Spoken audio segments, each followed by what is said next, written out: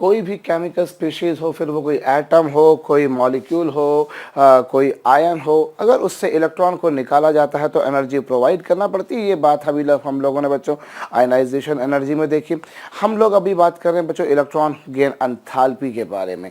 अगर कोई भी केमिकल स्पीशीज़ है बच्चों, एग्जाम्पल के तौर पे सिंप्लीफाइड वे में बच्चों कोई एटम है, अभी किसी एटम में यदि बच्चों हम कोई एक्सटर्नल इलेक्ट्रॉन को उसमें इंट्रोड्यूस करते हैं, कोई एक्सटर्नल इलेक्ट्रॉन था बच्चों जिसको हम मिलाते हैं, तो इलेक्ट्रॉन को मिलाने पर बच्चों नेचुरल सी बात है एनर्जी रिलीज होगी।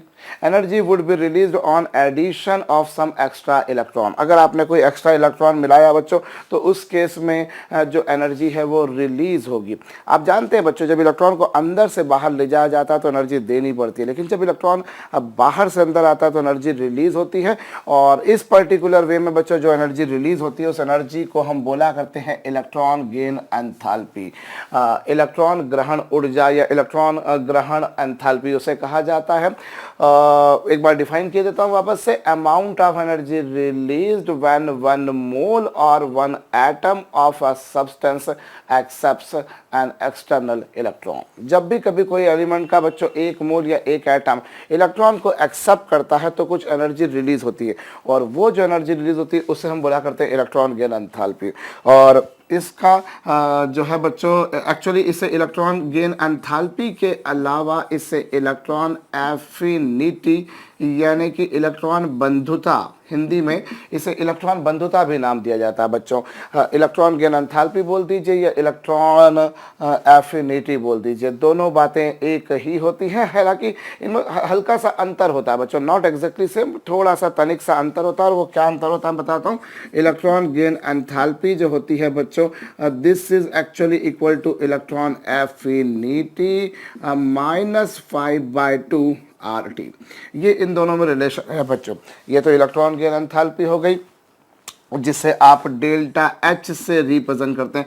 हम लोग चैप्टर पढ़ेंगे बच्चों थर्मो केमिस्ट्री केमिकल एनर्जेटिक्स, उसमें काफ़ी डिटेल में आप इस बारे में बात करेंगे, एंथैल्पी, एनर्जी वगैरह वगैरह।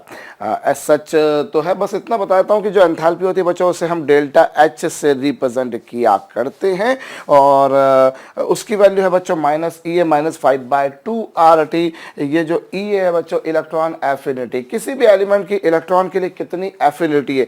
एफिनिटी जो है बच्चों उसका बेसिकली मतलब होता है रिएक्टिविटी यानी कि क्रियाशीलता, अर्थात कि किसी एलिमेंट की इलेक्ट्रॉन के लिए कितनी रिएक्टिविटी है। कोई भी सब्सटेंस हमारे पास में है उसकी इलेक्ट्रॉन के लिए कितनी रिएक्टिविटी है, कितनी एफिनिटी है बच्चों, उससे हम बोला करते हैं एफिनिटी। बेसिकली एफिनिटी या रिएक्टिविटी एक ही बात है। और इन दोनों में क्या रिलेशन मैंने बताया आपको, -5/2 RT, यहाँ पर 5/2 तो 5/2 है। और कैपिटल T जो है बच्चों वो टेम्परेचर है। और ज़्यादा मॉडिफाइड लैंग्वेज में बोलूँ तो ये जो कैपिटल T है बच्चों दिस इज एब्सोल्यूट टेम्परेचर यानी कि परम ताप। और जो R है दिस इज नोन एज बच्चों यूनिवर्सल गैस कांस्टेंट। इसे हम बोला करते हैं बच्चों सार्वत्रिक गैस नियतांक, यूनिवर्सल गैस कांस्टेंट। एक कैपिटल R बच्चों आप लोगों ने रिडबर्ग कांस्टेंट देखा था, रिडबर्ग कांस्टेंट एटॉमिक स्ट्रक्चर में हम लोगों ने देखा था।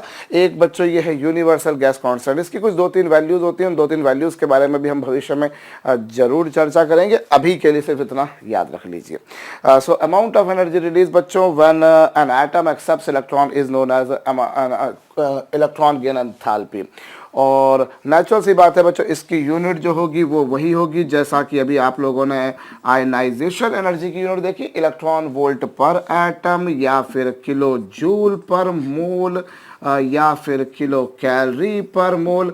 और नेचुरल सी बात है जो रिलेशन अभी थोड़ी देर पहले हम लोगों ने आयनाइजेशन एनर्जी के टाइम पर इन दोनों में एस्टेब्लिश किया तो वही रिलेशन यहाँ पर भी एप्लीकेबल हो जाएगा। एक एटम के बारे में बात करेंगे तो एनर्जी जो रिलीज होती है generally it is of the order of electron volt, इसीलिए हम यूनिट बोलते हैं इलेक्ट्रॉन वोल्ट पर एटम। और अगर हम 1 मोल एटम्स की बात करेंगे तो जो एनर्जी रिलीज होगी बच्चों जनरली वो किलो जूल्स में होगी, इसीलिए हम इसको किलो जूल पर मोल या किलो इलेक्ट्रॉन वोल्ट पर मोल में भी कैलकुलेट किया करते हैं।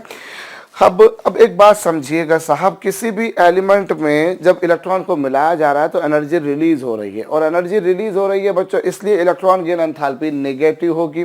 अगर एनर्जी देनी पड़ती है बच्चों तो फिर वो पॉजिटिव होती है, और अगर रिलीज होती है तो बच्चों वो नेगेटिव होती है। ये तो हम लोगों ने बोर्स एटॉमिक मॉडल के टाइम पर भी बात करी थी। तो जनरली ये जो एनर्जी है बच्चों ये नेगेटिव होती है, ये रिलीज, क्योंकि रिलीज हो रही है, एनर्जी रिलीज हो रही है। मैंने वर्ड यूज करा बच्चों जनरली, उसका मतलब क्या थोड़ी देर में आपको समझ में आएगा। जब आपने इलेक्ट्रॉन को मिला दिया तो एनर्जी रिलीज हुई, और इसीलिए बच्चों अमूमन जनरली आपको ये नेगेटिव मिलेगी बच्चों। आगे हम लोग बात करते हैं ये ऋणात्मक मिलेगी, ये मेरे ख्याल से आपको समझ में आया होगा क्यों, क्योंकि रिलीज हो रही है। अगर एब्जॉर्ब होती तो पॉजिटिव मिलती। अब बच्चों हम लोग कभी भी कोई पीरियोडिक प्रॉपर्टी पढ़ रहे हैं तो पढ़ने के बाद उसमें ग्रुप वाइज जाने पर, पीरियड वाइज जाने पर किस तरह के वेरिएशंस होते हैं इस बारे में हम लोग बात करते हैं। तो सबसे पहली बात देखिए बच्चों, एक बात आप समझ लीजिए कि अगर कोई एलिमेंट जितनी आसानी से इलेक्ट्रॉन को एक्सेप्ट करता है, if an element accepts electron easily then more amount of energy is released, more would be the electron gain enthalpy।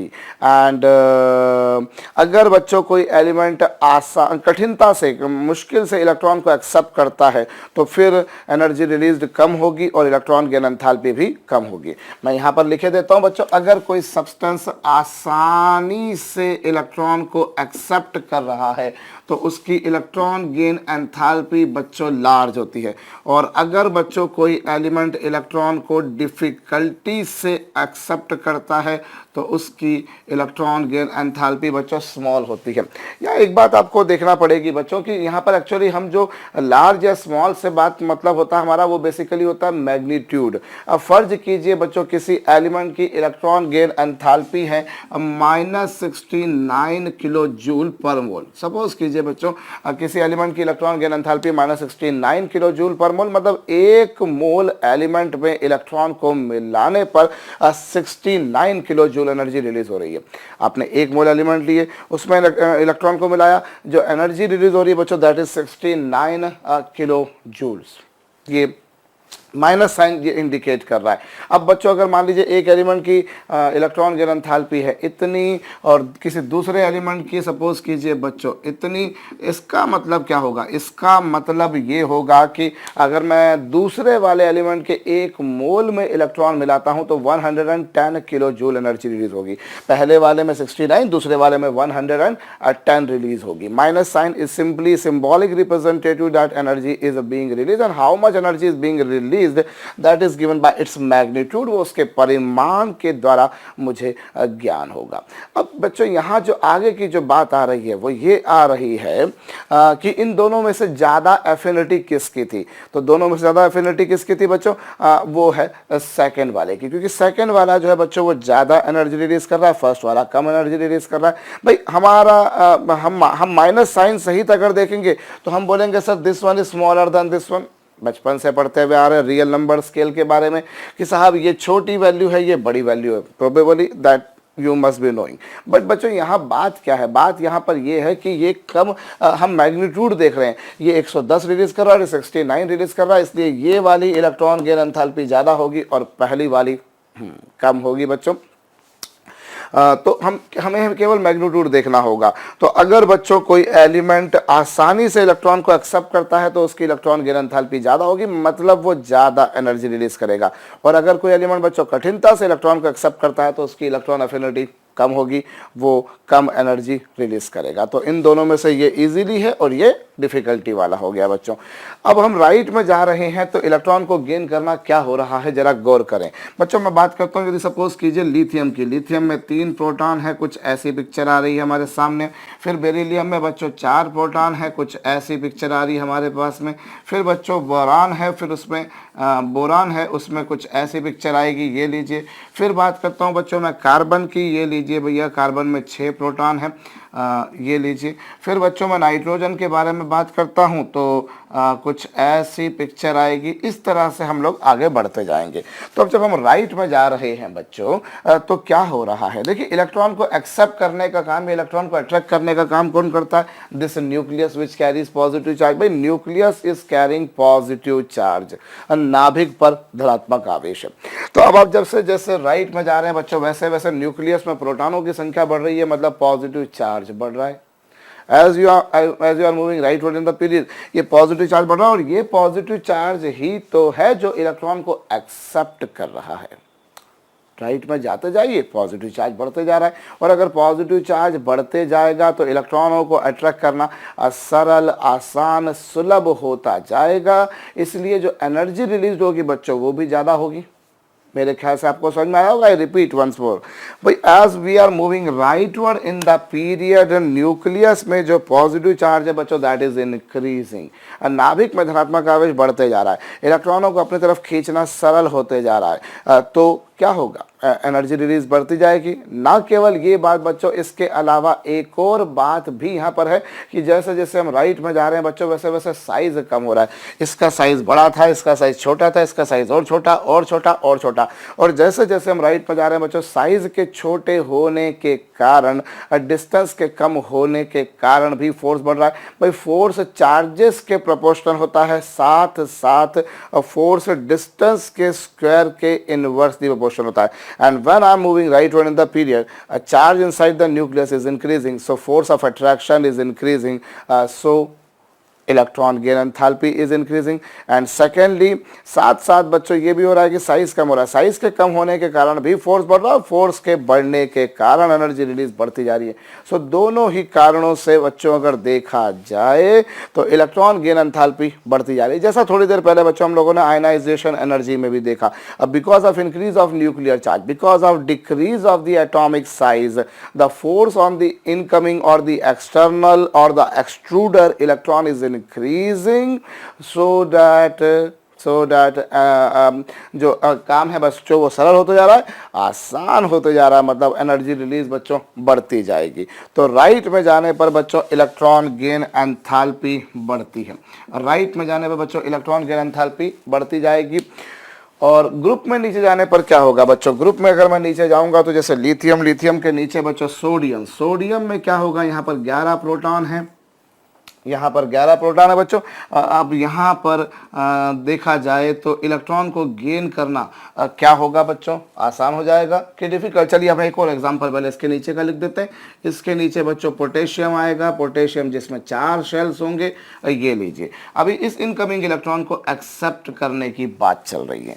अभी बच्चों यहाँ 3 प्रोटॉन एक्सेप्ट कर रहे थे, यहाँ पर 11, वहाँ पर 19। नेचुरल सी बात है बच्चों, on descending down in the group a number of protons inside the nucleus are increasing, and if number of protons are increasing, positive charge inside the nucleus is increasing, and if it is increasing, the attraction to that external electron is increasing. उस external electron पे बच्चों attraction बढ़ेगा, और अगर external electron पर attraction बढ़ता जाएगा, external electron पे बच्चों अगर अट्रैक्शन बढ़ता जाएगा तो क्या होगा, तो लाजमी है, बड़ी सिंपल सी बात है बच्चों कि एनर्जी रिलीज बढ़ती जाएगी, और एनर्जी रिलीज बढ़ती जाएगी तो इलेक्ट्रॉन गेन एंथैल्पी भी बढ़ती जाएगी। किंतु परंतु बच्चों यहाँ सिक्के के 2 पहलू हैं। सिक्के का पहला पहलू बोलता है कि साहब आप जैसे जैसे नीचे जा रहे हैं वैसे वैसे प्रोटॉनों की संख्या बढ़ रही है, पॉजिटिव चार्ज बढ़ रहा है, अट्रैक्शन बढ़ रहा है, इसलिए इलेक्ट्रॉन को गेन करना आसान होते जा रहा है। और लेकिन साइज भी तो बढ़ रहा है बच्चों, साइज बढ़ रहा है, यहाँ साइज कम था, यहाँ साइज बढ़ गया, यहाँ साइज और बढ़ गया। हाँ, तो साइज बढ़ जाने के कारण बच्चों उस एक्सटर्नल इलेक्ट्रॉन की न्यूक्लियस से डिस्टेंस बढ़ती जा रही है, और अगर वो डिस्टेंस बढ़ेगी तो अट्रैक्शन कम होगा, और अट्रैक्शन कम होगा तो एनर्जी रिलीज कम होगी, और एनर्जी रिलीज कम होगी बच्चों तो इलेक्ट्रॉन गेन एंथैल्पी कम हो जाएगी। आई रिपीट, भाई जब आप नीचे गए तो न्यूक्लियस में प्रोटॉनों की संख्या बढ़ी, पॉजिटिव चार्ज बढ़ा, अट्रैक्शन बढ़ा, एनर्जी रिलीज बढ़ी, और दूसरी बात साइज बढ़ता गया, इस कारण फोर्स कम होता गया, और फोर्स कम होता गया तो अट्रैक्शन भी कम होता गया, और अट्रैक्शन कम होता गया तो एनर्जी रिलीज भी कम होती गई। तो दोनों बातें बच्चों एक दूसरे के विपरीत है। और जैसा मैंने आपसे थोड़ी देर पहले आयनाइजेशन एनर्जी के टाइम पर कहा था, वही सारी कहानी मैं यहाँ पर भी कह रहा हूँ कि साइज का इफेक्ट बच्चों on descending down the group is more favorable, more dominating, more stronger than the effect of increase of the nuclear charge. So ultimately, as a conclusion, I can say that on moving downward in the group, due to increase of atomic size, this electron gain enthalpy is decreased. समूह में नीचे जाने पर बच्चों electron ग्रहण ऊर्जा में कमी आती है, कमी आ रही है बच्चों। क्यों कमी आ रही है? सिंपल सा लॉजिक है बच्चों कि आप जैसे जैसे नीचे जा रहे हो वैसे वैसे साइज बढ़ रहा है और उस कारण इलेक्ट्रॉन की एंथैल्पी कम हो रही है। जबकि राइट में जाने पर न्यूक्लियस के चार्ज के बढ़ने के कारण भी बढ़ती है और ग्रुप में और साइज के कम होने के कारण भी बढ़ती है, दोनों ही कारणों से बढ़ती है। तो यदि बच्चों मैं अगर इलेक्ट्रॉन गेन एंथैल्पी की ऑर्डर अगर लिखना चाहूँ, अगर मैं उसका क्रम लिखना चाहूँ बच्चों, तो मैं क्या पाता हूँ? I am talking particularly about order of ionization energy or electron affinity, that is the reactivity to that external electron. क्या देखा बच्चों हमने? राइट में जाने पर बढ़ती है, मतलब लिथियम की कम, बेरिलियम की ज़्यादा, बोरान की ज़्यादा, कार्बन की ज़्यादा, नाइट्रोजन की, फिर ऑक्सीजन की, फिर फ्लोरीन की। इसी तरीके से बच्चों हम बात करें सोडियम की, फिर मैग्नीशियम की, फिर बच्चों एल्यूमिनियम की, फिर सिलिकॉन की, फिर फास्फोरस की, फिर सल्फर की, फिर क्लोरीन की, कुछ ऐसी होगी बच्चों।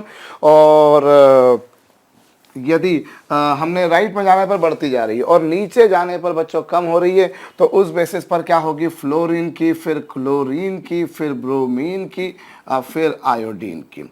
और बच्चों यहाँ पर इसी के साथ साथ यदि हम बात करें जैसे ऑक्सीजन की, फिर सल्फर की, फिर सेलेनियम की, फिर टेलुरियम की, फिर पोलोनियम की, हम इन सब के बारे में बात कर सकते हैं। अब ये हमने ऑर्डर लिख तो दिया बच्चों, पर जैसा कि हम लोग ऑर्डर लिखते हैं पहले, पर उनमें कुछ ना कुछ एक्सेप्शंस आते हैं। ये पीरियोडिक टेबल बच्चों बहुत व्यवस्थित बनी हुई है, बहुत सिस्टमैटिक बनी हुई है, स्टिल उसके बाद भी इसमें कई सारे एक्सेप्शंस हैं। और ये इनऑर्गेनिक केमिस्ट्री की खासियत है बच्चों कि हम क्या करते हैं, हम यहाँ पर कुछ रीज़न सोचते हैं, कुछ कारण सोचते हैं, और उन कारणों से फिर हम लोग सोचते हैं कि हाँ कुछ ऐसा ऐसा होगा। मिल जाता है वेल एंड गुड, अगर नहीं मिलता है तब फिर हम उसके पीछे रीज़न बनाते हैं। पहले तो हम सोचते हैं कि हाँ ऐसा कुछ होगा, पर ऐसा अगर नहीं मिला तो फिर हम उसके पीछे रीज़न बनाया करते हैं कि ऐसा क्यों हुआ। तो बच्चों मैं यहाँ पर आपको कुछ काम की बातें बताता हूँ। सबसे पहले हम बात करते हैं बच्चों नोबल गैसेस की। मैंने नोबल गैसेस को यहाँ पर नहीं लिखा।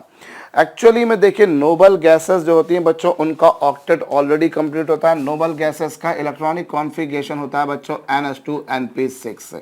अगर मैं बिल्कुल ऑर्बिटल वाइज उनको लिखना चाहूँ बच्चों, तो I can find something like this, मुझे कुछ ऐसी कहानी मिलेगी। अब बच्चों क्या हुआ जरा गौर कीजिए, this is NS, this is NP।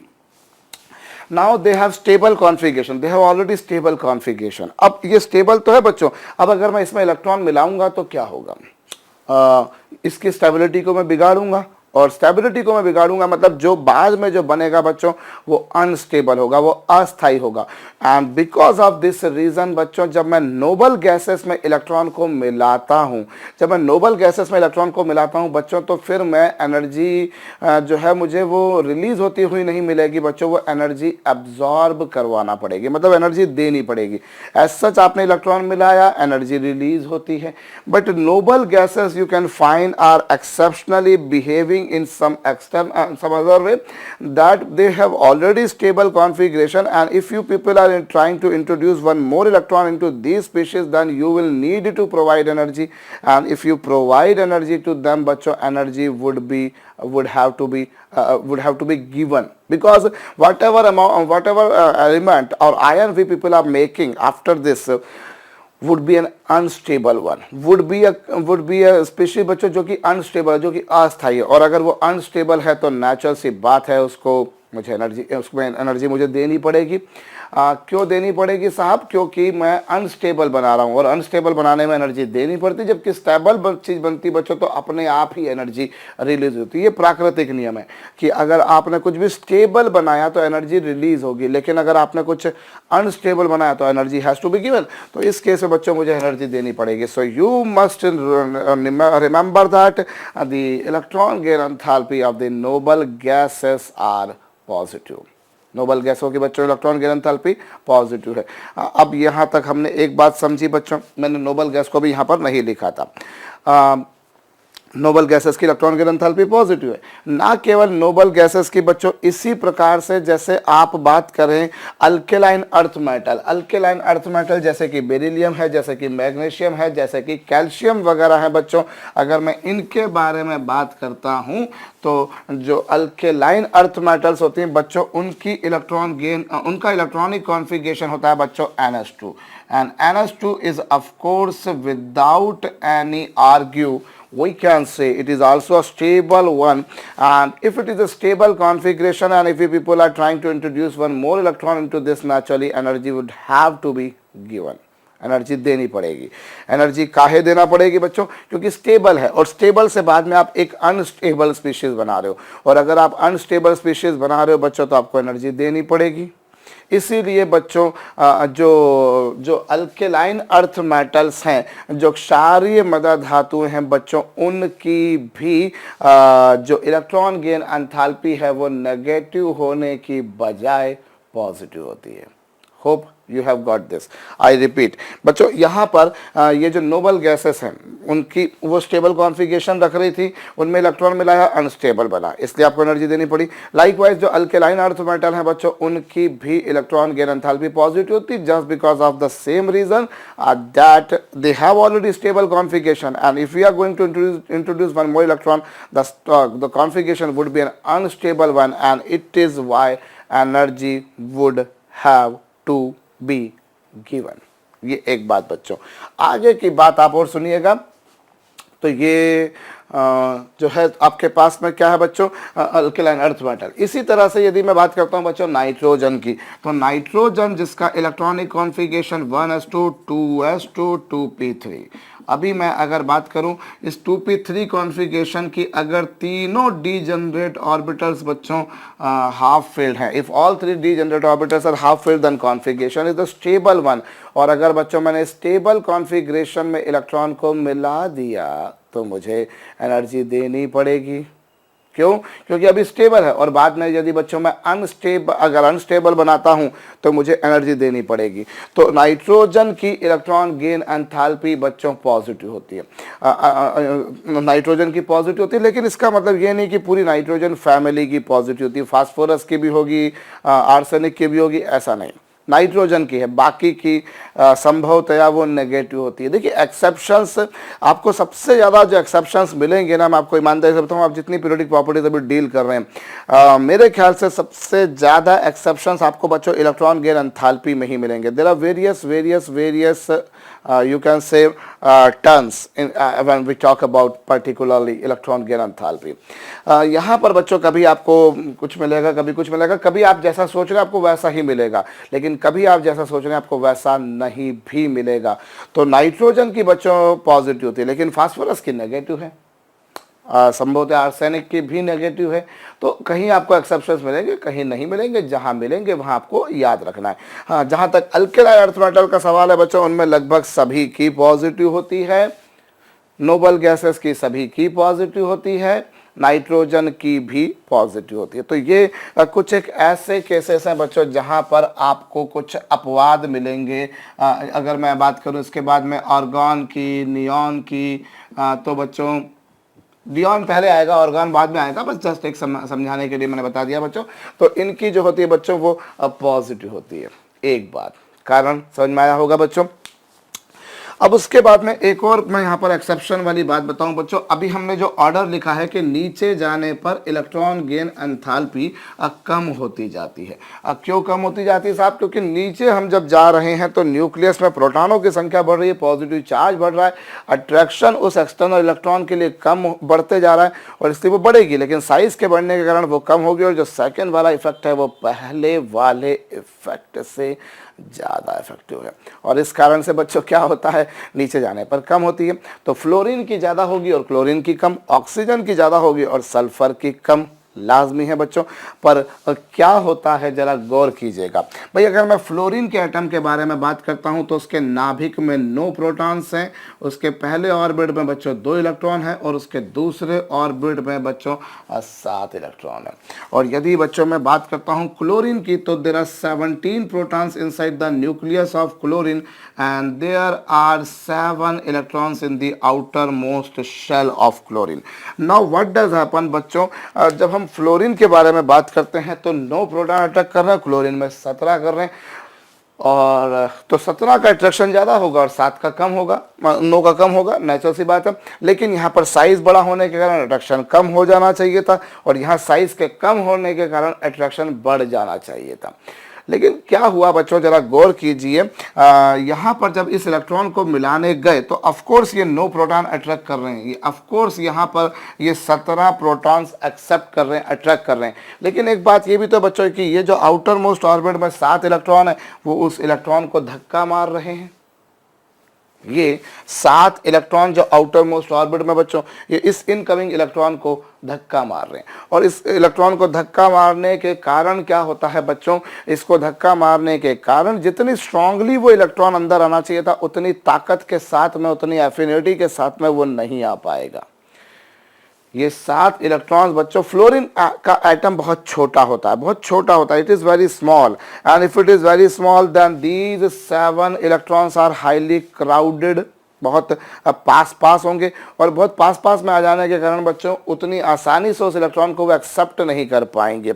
यहाँ पर उस इलेक्ट्रॉन के लिए एफिनिटी उतनी ज़्यादा नहीं आ पाएगी और एफिनिटी अगर उतनी ज़्यादा नहीं आ पाएगी तो बच्चों इलेक्ट्रॉन गेन एंथैल्पी भी उतनी ज़्यादा नहीं आ पाएगी। ऑफ कोर्स ये 9 प्रोटॉन अट्रैक्ट कर रहे थे और ये साइज बहुत छोटा था तो बहुत तेजी से अट्रैक्ट होना चाहिए था, कोई दो मत, कोई दो राय, कोई टू ओपिनियन वाली बात नहीं बच्चों। लेकिन एक बात ये भी तो है कि इस इलेक्ट्रॉन को अट्रैक्ट करने के समय ये 7 इलेक्ट्रॉनों ने उसको बहुत तेजी से रिपल करा, बहुत छोटा था और बहुत पास पास आ गए। तो बच्चों और हम जानते हैं यूनिटी में, एकता में बहुत ताकत होती है, बहुत ताकत होती है। तो ये 7 इलेक्ट्रॉन बहुत स्ट्रांगली रिपल करेंगे, जितनी स्ट्रांगली मैं सोच रहा था उतनी स्ट्रांगली ये अट्रैक्ट नहीं हो पाएगा। 7 इलेक्ट्रॉन यहाँ पर भी हैं, ये भी रिपल करेंगे, समबड़ी में से 7 इलेक्ट्रॉन जैसे यहाँ रिपल कर रहे हैं वैसे यहाँ पर भी कर रहे हैं। अब बिल्कुल खूबसूरत बात है बच्चों, आपने अगर सोची है तो। लेकिन यहाँ एक बात है बच्चों कि यहाँ एटम बहुत छोटा था तो उनमें क्राउडिंग काफ़ी ज़्यादा हो गई थी और क्राउडिंग अगर ज़्यादा रहेगी बच्चों तो रिपल्शन ज़्यादा रहेगा। आपने स्क्रीनिंग इफेक्ट में, शील्डिंग इफेक्ट में, इफेक्टिव न्यूक्लियर चार्ज में यही तो देखा है कि साहब अगर ज़्यादा क्राउडिंग होगी तो शील्डिंग ज़्यादा होगी, अगर क्राउडिंग कम होगी, एस की शील्डिंग सबसे ज़्यादा होती है, एस सबसे ज़्यादा शील्डिंग कर पाता है क्योंकि एस में इलेक्ट्रॉन काफ़ी पास होते हैं, पास में आ जाने से उनकी शील्डिंग बहुत बढ़ गई। तो जितनी पावरफुली, जितनी स्ट्रांगली आई वाज एक्सपेक्टिंग कि हाँ साहब this electron should be attracted towards the nucleus of fluorine very strongly because the size of fluorine is very small, agree, 100% agree. But one more thing has to be added over here बच्चों कि जब इस electron को मैं यहाँ मिलाने गया तो इन 7 इलेक्ट्रॉनों ने बहुत प्रबलतापूर्वक प्रतिकर्षण दिखाया और उस कारण बच्चों उतनी सरलता से इलेक्ट्रॉन अट्रैक्ट नहीं हो पाया, उतनी सरलता से इलेक्ट्रॉन अट्रैक्ट नहीं हो पाया और उतनी एनर्जी रिलीज नहीं हो पाई जितनी एनर्जी हम सोच रहे थे। इसलिए बच्चों इसकी इलेक्ट्रॉन गेन एंथैल्पी ज़्यादा उतनी नहीं हो पाती जितनी हम सोच रहे थे, इसकी हमें ज़्यादा मिलती है। तो मिलना चाहिए थी फ्लोरीन की, फिर क्लोरीन की बच्चों, लेकिन हुआ कुछ ऐसा कि फ्लोरीन की कम और क्लोरीन की ज़्यादा। आई रिपीट, यहाँ 9 प्रोटॉन अटैक कर रहे हैं, यहाँ 17, उस बेसिस पर हम बोलते हैं इसकी ज़्यादा होगी। लेकिन दूसरी बात, यहाँ साइज़ कम था, वहाँ साइज़ ज़्यादा था, इसलिए हम बोलते हैं इसकी ज़्यादा होगी। और साइज़ वाला इफेक्ट चार्ज वाले इफेक्ट से ज़्यादा डोमिनेटिंग होता है, यही आप लोगों ने देखा बच्चों। तो फिर उस बेसिस पर इसकी ज़्यादा होना चाहिए, तो इसकी कम। लेकिन हुआ क्या बच्चों, जो इस इलेक्ट्रॉन को जब आप ये 9 प्रोटॉन अटैक करने गए तो ये 7 प्रोटॉन जो क्राउडिंग किए हुए थे वो उसको उतनी आसानी से आने नहीं दे रहे जितनी आसानी से वो आना चाह रहा था, और इस कारण जितनी एनर्जी रिलीज होना चाहिए थी उतनी नहीं हो पाई, उससे कम हुई बच्चों। इसमें एनर्जी ज़्यादा रिलीज होगी, इसमें कम, और इस आधार पर बच्चों मैं कह सकता हूँ कि क्लोरीन की ज़्यादा होगी और फ्लोरीन की कम। और बात बच्चों सिर्फ फ्लोरीन या क्लोरीन की नहीं है, बात बच्चों आप देखेंगे ऐसे ही ऑक्सीजन की कम होगी और सल्फर की ज़्यादा, बिल्कुल वैसे ही बात होगी बच्चों। अगर मैं ऑक्सीजन की बात करूं तो वहाँ पर 8 प्रोटॉन है, आउटर मोस्ट ऑर्बिट में 6 इलेक्ट्रॉन्स हैं, आउटर मोस्ट ऑर्बिट में 6 इलेक्ट्रॉन है। और इसके बाद में बच्चों यदि मैं सल्फर की बात करता हूं तो there are 16 protons. How many protons are there? There are 16 protons inside the nucleus. और यहाँ पर बच्चों जो है इसके भी आउटर मोस्ट ऑर्बिट में 6 इलेक्ट्रॉन है। तो जब इनकमिंग इलेक्ट्रॉन यहाँ आता है तो ये 6 इलेक्ट्रॉन बहुत पास पास में आ जाने से उस इलेक्ट्रॉन को आसानी से सरलता से अट्रैक्ट नहीं होने देते। उस इलेक्ट्रॉन को बच्चों ये जो है आसानी से अट्रैक्ट नहीं होने देते, और जब वो आसानी से अट्रैक्ट नहीं हो पाएगा तो क्या होगा, जितनी सरलता से उसने अट्रैक्ट होना चाहिए था उतनी सरलता से वो अट्रैक्ट नहीं हो पाया, और इस कारण एनर्जी जितनी रिलीज होना चाहिए थी उतनी रिलीज नहीं हो पाई, उससे कम रिलीज हो पाई। 6 इलेक्ट्रॉनों ने यहाँ पर भी रिपल्शन बताया, इस इलेक्ट्रॉन को इन 6 इलेक्ट्रॉनों ने यहाँ पर भी रिपल्शन बताया, पर उतनी स्ट्रांगली नहीं दिखा पाए। क्यों नहीं दिखा पाए उतनी स्ट्रांगली? क्योंकि यहाँ पर वो दूर दूर थे, और दूर दूर से हो जाने पर बच्चों उनकी ताकत का वो पूरा इजहार नहीं कर पाए, वो 1 और 1 2 ही रह गए, वो 1 और 1 11 नहीं बन पाए, यहाँ बाकायदा वो 11 बन गए बच्चों। तो इसी कारण से क्या होता है, ऑक्सीजन की होना चाहिए थी ज़्यादा पर हुई कम, सल्फर की ज़्यादा है। फिर वो बात एक बार बता दूं बच्चों में कि ये बात से फ्लोरीन, क्लोरीन या ऑक्सीजन, सल्फर के लिए लागू नहीं होती बच्चों।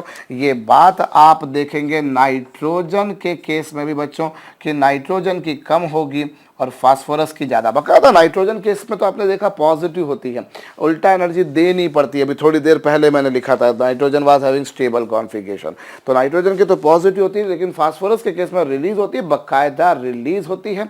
इसलिए बच्चों हम कह सकते हैं कि फास्फोरस की नाइट्रोजन से ज़्यादा होगी। और बच्चों इसी तरीके से बोरॉन की एल्यूमिनियम से कम होगी बच्चों, एल्यूमिनियम की ज़्यादा होती है और बोरॉन की कम। तो देयर आर दीज एक्सेप्शंस, ये एक्सेप्शंस हैं बच्चों जो आपको कंठस्थ रखना है। और हम यहाँ पर बच्चों देखें अगर, हाँ कार्बन के केस में बच्चों वही कार्बन की ज़्यादा होगी और नाइट्रोजन और सिलिकॉन की कम होगी। समबडी में से कि सर आपने 7th ग्रुप लिखा, 6th लिखा, 5th लिखा, 3rd लिख दिया, सर आपने 4th नहीं लिखा, तो 4th में एक्सेप्शन नहीं मिल पाता भैया। 4th में तो कार्बन की ही ज़्यादा होती है और सिलिकॉन की कम। तो जहाँ मिलेगा वहीं बताएंगे, जहाँ नहीं मिलेगा वहाँ का ही एक्सेप्शन, जैसा मिलना चाहिए था वैसा ही मिला, तो फिर वो एक्सेप्शन नहीं कहलाएगा, वो अपवाद नहीं कहलाएगा। तो बच्चों ये हमारे पास में कुछ ऑर्डर मिलती है, तो उस आधार पर बच्चों हम ये नहीं बोल सकते, हम बोलेंगे बच्चों क्या, क्लोरीन की, फिर फ्लोरीन की, और फिर ब्रोमीन की, और फिर बच्चों आयोडीन की। ऐसे ही यहाँ पर सल्फर की, फिर ऑक्सीजन की, फिर सिलीनियम की, फिर टेलुरियम की, और यहाँ पर पीरियड में हमको काफ़ी सारे एक्सेप्शन मिल रहे हैं कि इसकी पॉजिटिव मिल गई। तो यहाँ थोड़ा सा अरेंज करना थोड़ा सा मुश्किल वाला काम होगा। हाँ हम ये बोल सकते हैं कि लिथियम की कम, बोरान की ज़्यादा, कार्बन की ज़्यादा, फिर ऑक्सीजन की, फिर फ्लोरीन की, और फिर बच्चों ये जो बेरिलियम है, इसके बाद में जो बेरिलियम है या फिर नाइट्रोजन है या फिर नियॉन है, इनकी तो बच्चों इन तीनों की तो पॉजिटिव रहती है। इन तीनों एलिमेंट्स की बच्चों पॉजिटिव होगी, और ये जो 5 आप देख रहे हैं इन 5 की बच्चों नेगेटिव होगी। इन 5 के केस में एनर्जी रिलीज होगी, उत्सर्जित होगी, मुक्त होगी बच्चों। तो ये कुछ और काम की बात मैंने आपको बताई। चलिए साहब, ये हमने देखा ऑर्डर राइट में जाने पर क्या हुआ, ग्रुप में नीचे जाने पर क्या हुआ। इन एक्सेप्शंस के होने के बावजूद भी बच्चों एक बात तो सर्टेनिटी के साथ में हम कह सकते हैं कि किसी भी पीरियड में अगर हम बात करें बच्चों तो सबसे ज़्यादा होती है हैलोजेंस की। हैलोजेंस सबसे ज़्यादा रिलीज करती हैं। क्यों? क्योंकि हैलोजेंस की इलेक्ट्रॉन के लिए एफिनिटी रिएक्टिविटी ज़्यादा है। क्यों ज़्यादा है भैया? उनके आउटर मोस्ट ऑर्बिट में 7 इलेक्ट्रॉन है और 7 इलेक्ट्रॉन होने के कारण बच्चों मैं उनमें इलेक्ट्रॉन को गेन करना बहुत आसान है भाई। उनका इलेक्ट्रॉनिक कॉन्फ़िगरेशन जो है हेलोजेंस का, that is NS2Np5। So they require only 1 electron to complete their octet. उन्हें उनका ऑक्टेट कंप्लीट करने के लिए मात्र 1 इलेक्ट्रॉन चाहिए, और मात्र 1 इलेक्ट्रॉन चाहिए मतलब बड़ी सरलता से मिलाया जा सकता है वो। तो इसीलिए बच्चों क्या होता है कि हैलोजेंस सबसे ज़्यादा एनर्जी रिलीज करती हैं। वहीं अगर मैं अल्कली मेटल की बात करूं बच्चों तो उनका इलेक्ट्रॉनिक कॉन्फ़िगरेशन होता है NS1, और उनमें इलेक्ट्रॉन को मिलाना बहुत मुश्किल होता है बच्चों। उनमें इलेक्ट्रॉन को मिलाना बहुत मुश्किल होता है, उनसे इलेक्ट्रॉन को निकालना आसान होता है। उनकी आयनाइजेशन एनर्जी ज़्यादा होती है, इसीलिए बच्चों कम होती है, सॉरी। इसीलिए बच्चों अगर सबसे ज़्यादा एनर्जी रिलीज अगर होती है तो वो हैलोजेंस के केस में होती है। सबसे कम अगर रिलीज होती है बच्चों तो वो अल्कली मेटल्स के केस में होती है। अल्कली मेटल्स की इलेक्ट्रॉन गेन एंथैल्पी बच्चों सबसे कम है, और हैलोजेंस की इलेक्ट्रॉन गेन एंथैल्पी सबसे ज़्यादा है। Halogens release maximum amount of energy on accepting electron while alkali metals release least amount of energy during accepting electron। तो ये कुछ कहानी आपके समक्ष है बच्चों, आपके समक्ष लिखी हुई भी, आप इसे कॉपी भी कर सकते हैं। बहुत सारे एक्सेप्शंस आपने यहाँ पर देखे। और थोड़ी सी बात हम और करें बच्चों यहाँ पर। अभी देखिएगा, जैसे आप लोगों ने आयनाइजेशन एनर्जी में देखा था बच्चों की डिफरेंट टाइप की आयनाइजेशन एनर्जी होती थी। एक इलेक्ट्रॉन निकालो तो पहली, दूसरी निकालो तो दूसरी, इस तरह से थी बच्चों। उसी तरीके से यहाँ पर भी हमारे पास में क्या होता है, हमने किसी एलिमेंट का 1 मोल लिया। जनरली आपको मैंने बताया स्टैंडर्ड स्टेट हम लोग गैसियस स्टेट, गैसीय प्रावस्था मानकर चलते हैं। अभी बच्चों मैंने इसमें इलेक्ट्रॉन को मिलाया, एनर्जी रिलीज हुई, और ये जो एनर्जी रिलीज हुई बच्चों इसे आप इलेक्ट्रॉन एंथैल्पी या फिर इलेक्ट्रॉन गेन एंथैल्पी कहते हैं बच्चों। इलेक्ट्रॉन एफिनिटी बोलते हैं या फिर आप इसे, है ना। तो ये अगर आपने पहला इलेक्ट्रॉन मिलाया बच्चों तो वो पहली इलेक्ट्रॉन गेन एंथैल्पी कहलाएगी।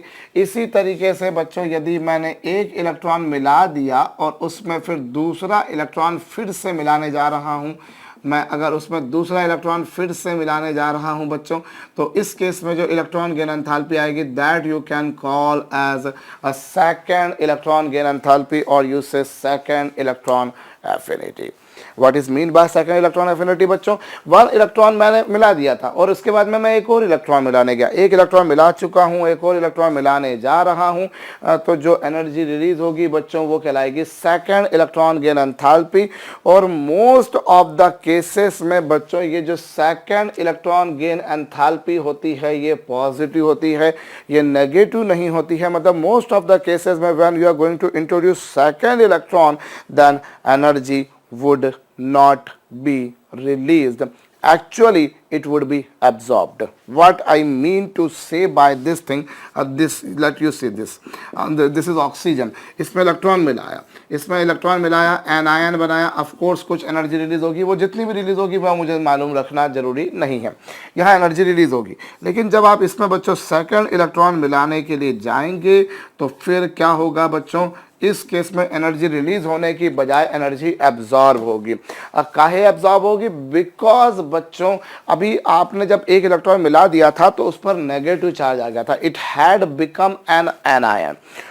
और यदि बच्चों एन आयन बन चुका है, अब उसमें अगर आप इलेक्ट्रॉन मिला रहे हैं तो already this is carrying negative charge and you people are going to introduce 1 more electron. So negative में नेगेटिव मिलाओगे तो रिपल्शन ऑफर होगा ना, और रिपल्शन के अगेंस्ट आप ले जा रहे हो बच्चों, then naturally you will need to provide some energy.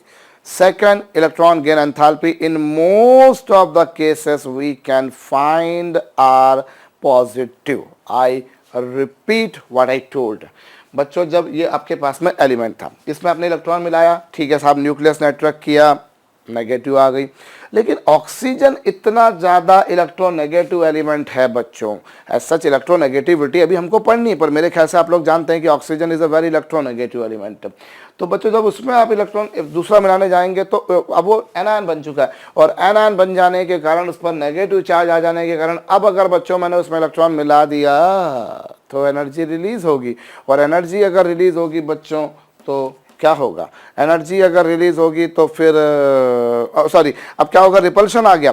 अब वही अब उस जिसमें इलेक्ट्रॉन आप मिला रहे हो उस पर नेगेटिव चार्ज है, और उसमें आप इलेक्ट्रॉन मिला रहे हो तो बच्चों आपको एनर्जी लाजमी है देनी पड़ेगी, और एनर्जी अगर आपको देनी पड़ेगी तो मतलब क्या होगी बच्चों, पॉजिटिव होगी। तो मोस्ट ऑफ द केसेस में जैसे आप ऑक्सीजन की बात करें, आप सल्फर की बात करें, भाई सल्फर तो आपने देखा ना अभी ऑक्सीजन से भी ज़्यादा रिलीज करता है, ज़्यादा रिलीज करता है। कारण आपके सामने लिखा हुआ है यहाँ पर कि भैया यहाँ पर ये 6 इलेक्ट्रॉन ने इतना तेज़ी से रिपल्शन मारा कि ऑक्सीजन के केस में उतनी रिलीज नहीं हो पाई जितनी हम सोच रहे थे।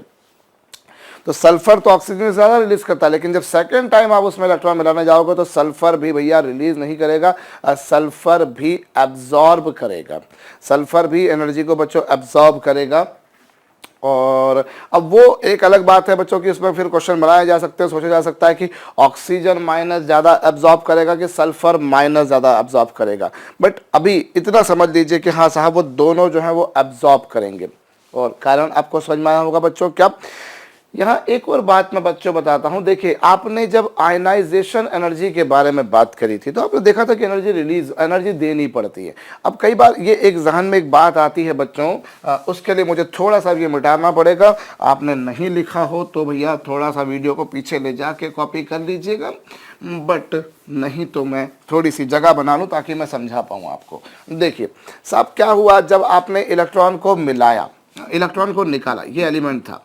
अभी आप बच्चों इससे इलेक्ट्रॉन को निकाल रहे हो, ये लीजिए, ये आपने इलेक्ट्रॉन को निकाल दिया। इलेक्ट्रॉन को निकालने में बच्चों आपको कुछ एनर्जी देनी पड़ेगी, उस एनर्जी को आप बोलोगे आयनाइजेशन एनर्जी, नेचुरल सी बात है। अब बच्चों अगर मैं इसमें इलेक्ट्रॉन मिलाता हूँ, इसमें इलेक्ट्रॉन मिलाता हूँ तो एनर्जी रिलीज हो रही है, और वो जो एनर्जी रिलीज हो रही है बच्चों उससे आप बोलते हो इलेक्ट्रॉन एफिनिटी। अब ये क्वेश्चन जहन में आता है कि इलेक्ट्रॉन को निकालते समय सर जितनी एनर्जी हम देते हैं क्या मिलाते समय उतनी ही रिलीज होती है? क्वेश्चन मेरा आपको शायद समझ में आया होगा, और जिनके दिमाग में क्वेश्चन चल रहा होगा कि ऐसा कुछ होता है कि उनको तो खट से समझ में आ गया होगा कि हाँ ऐसा कुछ सोचा था मैंने। तो जो सोचा था भैया उस सोच का निवारण, उस सोच का कुछ जो भी कारण हो सकता है वो बात कर लें। देखिए साहब यहाँ पर आपने जब इसमें इलेक्ट्रॉन निकाल दिया, जब आपने इसमें से इलेक्ट्रॉन निकाल दिया तो आपको एनर्जी देनी पड़ेगी, है ना। इलेक्ट्रॉन को निकालने में एनर्जी देनी पड़ेगी, और कितनी एनर्जी देनी पड़ेगी, सपोज कीजिए इस केस में आपको 100 जूल देना पड़ी या 100 किलो जूल देना पड़ी। तो एक दिमाग में आता है कि सर जब इसमें इलेक्ट्रॉन मिलाएंगे तो भी क्या वो 100 ही होगी? पहली बात तो बच्चों मैं एक बात बता दूं आपको कि वो 100 नहीं होगी, वो 100 से ज़्यादा होगी या कम होगी, वो इस बात पर डिपेंड करता है कि वो यहाँ पर कैसा बन रहा है, कौन सी स्पीशीज बन रही है। लेकिन one thing you must remember that what is the value of ionization energy is not the value of electron gain enthalpy। Ionisation energy की जो वैल्यू होती है बच्चों वो इलेक्ट्रॉन गेन एंथैल्पी की नहीं होती है। क्यों नहीं होती है बच्चों? क्योंकि यहाँ आप देखिए आपने m से m प्लस बनाया है और यहाँ आपने m से m माइनस बनाया, तो दोनों केस में भाई यहाँ देनी पड़ी, यहाँ रिलीज हुई, दोनों एनर्जी सेम नहीं होगी। हाँ अगर आप ऐसा करते, एक बात समझना कि अगर आप इस m प्लस में इलेक्ट्रॉन मिलाते, अगर बच्चों आप इस m प्लस में इलेक्ट्रॉन मिलाते तो 100% सर्टेनिटी के साथ मैं कह सकता हूं बच्चों, तो 100% 100 किलो जूल एनर्जी ही आपको इसमें देनी पड़ती, तो आपको 100 किलो जूल ही उस केस में रिलीज होती कंफर्म। क्योंकि अब इस रिएक्शन का जस्ट मैंने रिवर्स करके लिखा है। मैं यूं कहूं बच्चों कि m से m प्लस बनाने में जो आयनाइजेशन एनर्जी लगी वो m प्लस से m बनाने में उतनी ही इलेक्ट्रॉन एफिनिटी रिलीज होगी, इस केस में बकायदा होगी। लेकिन यहाँ देखिए यहाँ m से m प्लस बनाया था और यहाँ m से m माइनस बनाया था, इसलिए नहीं। अगर आप वही m प्लस है, वही m प्लस है, इसलिए दोनों में एनर्जी सेम है। कोशिश एक बार फिर से कर लेता हूं, जिनको समझ में नहीं आया, कुछ लोग तो समझ चुके होंगे इस बात को। भाई देखिए आपने जब m से m प्लस बनाया तो आपको एनर्जी देनी पड़ी, और जब आपने M प्लस से M बनाया बच्चों तो एनर्जी रिलीज हुई। इस केस में जितनी, देखिए क्योंकि इसी का रिवर्स करके मैं लिख रहा हूँ, इसी का रिवर्स करके लिख रहा हूँ, तो बच्चों दोनों केस में एनर्जी सेम होगी। अगर ऐसे केस में देनी पड़ी तो ऐसे केस में रिलीज होगी, और जितनी ऐसे केस में देनी पड़ी उल्टे केस में बच्चों वैसी ही एनर्जी रिलीज होगी, ये तय बात है। लेकिन जब मैं इसके बारे में बात कर रहा हूँ बच्चों, तो this reaction is not that reaction जो ऐसी हो। इसी तरीके से बच्चों अगर मान लीजिए इस केस में 150 आई, सपोज कीजिए 150 किलो जूल आई, तो कंफर्म बात है बच्चों अगर मैंने इससे अगर इलेक्ट्रॉन को निकाल दिया, इससे इलेक्ट्रॉन को निकाल दिया बच्चों, तो इस केस में मुझे 150 किलो जूल एनर्जी ही देनी पड़ेगी। क्यों? क्योंकि अगर मैंने M से M माइनस बनाने में 150 रिलीज हो रही है, तो M माइनस से M बनाने में बच्चों 150 ही देनी पड़ेगी, क्योंकि ये दोनों रिएक्शन हूबहू एक जैसी हैं। ये दोनों रिएक्शन बच्चों हूबहू एक जैसी, इसलिए यहाँ पर आपको बकायदा वो रहेगा। लेकिन किसी एलिमेंट की फर्स्ट आयनाइजेशन एनर्जी और किसी एलिमेंट की first electron gain enthalpy equal होती हैं, अवश्यंभावी रूप से वो इक्वल नहीं होंगी। दोनों में से कोई एक ज़्यादा होगी, कोई एक कम होगी। अब कौन ज़्यादा होगी कौन कम होगी बच्चों, वो डिपेंड करता है आप बाद में जो बना रहे हैं वो क्या है। इतना पर हमें ध्यान रखना बच्चों कि दोनों की वैल्यू सेम नहीं होती, और पर जो वैल्यू इसकी होगी वही इसकी होगी, जो वैल्यू इसकी होगी वही वैल्यू इसकी होगी, क्योंकि आपने इसी रिएक्शन को रिवर्स करके यहाँ लिखा है और इस रिएक्शन को रिवर्स करके आपने यहाँ लिखा है। आगे आप बात कर लेते हैं बच्चों। देखिए हम लोगों ने जो इलेक्ट्रॉन गेन एंथैल्पी देखी है किस किस बात पर डिपेंड करती है बच्चों, let us see what are the factors on which electron gain enthalpy is dependent. सबसे पहली बात बच्चों, it depends upon the nuclear charge. Nuclear charge जितना ज़्यादा होगा इलेक्ट्रॉन को गेन करना उतना आसान होगा, एनर्जी रिलीज उतनी ज़्यादा होगी, इलेक्ट्रॉन गेन एंथैल्पी उतनी ज़्यादा होगी। एक बात। और दूसरी बात बच्चों, डिस्टेंस या साइज। साइज अगर बड़ा होगा बच्चों तो इलेक्ट्रॉन गेन एंथैल्पी कम होगी। भाई साइज अगर बड़ा है तो इलेक्ट्रॉन को गेन करना मुश्किल, और इलेक्ट्रॉन को गेन करना मुश्किल मतलब एनर्जी रिलीज कम, एनर्जी रिलीज कम मतलब इलेक्ट्रॉन गेन एंथैल्पी कम। और तीसरी बात बच्चों, ये डिपेंड करता है कि आप जो है कौन सा कॉन्फ़िगरेशन है, इलेक्ट्रॉनिक कॉन्फ़िगरेशन कैसा है। अगर कोई इलेक्ट्रॉनिक कॉन्फ़िगरेशन ऐसा है बच्चों जो कि स्टेबल है तो फिर मुश्किल होगा उसको उसमें इलेक्ट्रॉन मिलाना। If it is already a stable one, जैसे कि अल्केलाइन अर्थ मेटल हो या फिर नाइट्रोजन हो या फिर नोबल गैसेस हो, उनका कॉन्फ़िगरेशन स्टेबल होता है, उनमें इलेक्ट्रॉन को मिलाना मेरे लिए कठिन होता है। तो इलेक्ट्रॉनिक कॉन्फ़िगरेशन और भी फैक्टर्स बनाए जा सकते हैं बच्चों, वो तो फिर एक एक करके हम लिखना चाहें तो हम इसके अलावा लिख सकते हैं बच्चों ऑर्बिटल। ऑर्बिटल कौन सा, भाई आप अगर एस में मिलाएंगे इलेक्ट्रॉन तो आपके लिए कंपैरेटिवली सरल रहेगा क्योंकि एस नाभिक के पास है। फिर पी में थोड़ी सी डिफिकल्टी आएगी, डी में और भी डिफिकल्टी आएगी और एफ में और भी डिफिकल्टी आएगी। भाई s orbital is close to the nucleus. अब पास वाले में मिलाएंगे तो सरल रहेगा, दूर वाले में मिलाएंगे मुश्किल रहेगा, और दूर वाले में मिलाएंगे और मुश्किल रहेगा। ये बात लाजमी है बच्चों। और इसके अलावा यदि हम बोलें बच्चों स्क्रीनिंग इफेक्ट, ये 5 फैक्टर्स हैं जिन फैक्टर्स पर अभी थोड़ी देर पहले आप लोगों ने बच्चों आयनाइजेशन एनर्जी के बारे में बात करी थी। अगर स्क्रीनिंग इफेक्ट ज़्यादा है बच्चों, अगर ज़्यादा शील्डिंग हो रही है तो फिर इलेक्ट्रॉन मिलाना मुश्किल होगा, ज़्यादा मुश्किल होगा। लेकिन अगर शील्डिंग कम है तो आसान होगा। बड़ी सिंपल सी बातें हैं बच्चों यहाँ पर। एटॉमिक नंबर ज़्यादा, अट्रैक्शन ज़्यादा, एनर्जी रिलीज ज़्यादा, इलेक्ट्रॉन एफिनिटी ज़्यादा। अगर बच्चों न्यूक्लियर डिस्टेंस के बारे में बात करें, डिस्टेंस ज़्यादा तो एनर्जी रिलीज कम, गेन एंथैल्पी कम। और तीसरी बात बच्चों इलेक्ट्रॉनिक कॉन्फ़िगरेशन, अगर वो स्टेबल है तो उसमें इलेक्ट्रॉन मिलाना मुश्किल, अनस्टेबल है तो इलेक्ट्रॉन मिलाना आसान। और चौथी बात बच्चों ऑर्बिटल। ऑर्बिटल अगर न्यूक्लियस के पास होगा तो उनमें इलेक्ट्रॉन को मिलाना आसान होगा, एस में मिलाना आसान होगा, पी में मिलाना मुश्किल होगा, डी में मिलाना और भी, क्योंकि ये न्यूक्लियस से डिस्टेंस बढ़ती जा रही है। और पांचवा जो फैक्टर है बच्चों वो है स्क्रीनिंग इफेक्ट। स्क्रीनिंग अगर ज़्यादा होगी, शील्डिंग ज़्यादा होगी तो इलेक्ट्रॉन गेन एंथैल्पी कम, और अगर शील्डिंग कम है बच्चों तो फिर इलेक्ट्रॉन गेन एंथैल्पी ज़्यादा होगी। और ये जो इलेक्ट्रॉन गेन एंथैल्पी बच्चों, इसके कुछ महत्व भी हैं, इसके कुछ इंपॉर्टेंस भी हैं। इसकी मदद से हम लोग मेटालिक नेचर वगैरह के बारे में बात कर सकते हैं। बहुत सी बुक्स में आपको लिख जाएगा कि what are the importance of electron gain enthalpy.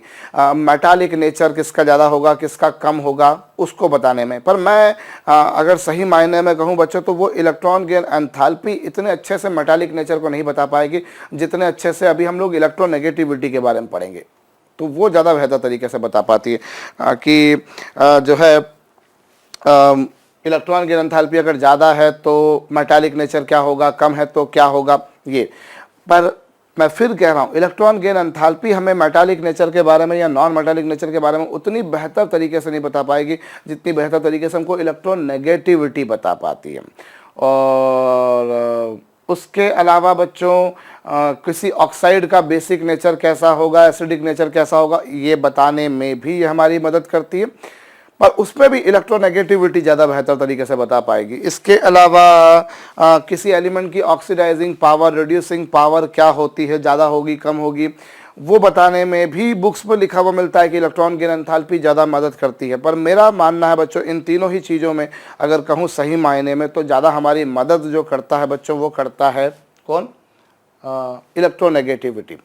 मैं एक बार फिर से रिपीट कर दे रहा हूँ बच्चों, आपको पुस्तकों में लिखा हुआ मिलेगा कि इलेक्ट्रॉन गेन एंथैल्पी की इंपॉर्टेंस क्या है। तो बुक्स में लिखा हुआ रहता है जनरली कि साहब ये किसी एलिमेंट की oxidising power, reducing power predict करने में हेल्पफुल रहती है इलेक्ट्रॉन, और आपके साहब metallic nature, non metallic nature को प्रेडिक्ट करने में हेल्पफुल रहती है, और ऑक्साइड के एसिडिक नेचर, बेसिक नेचर को प्रेडिक्ट करने में मददगार होती है।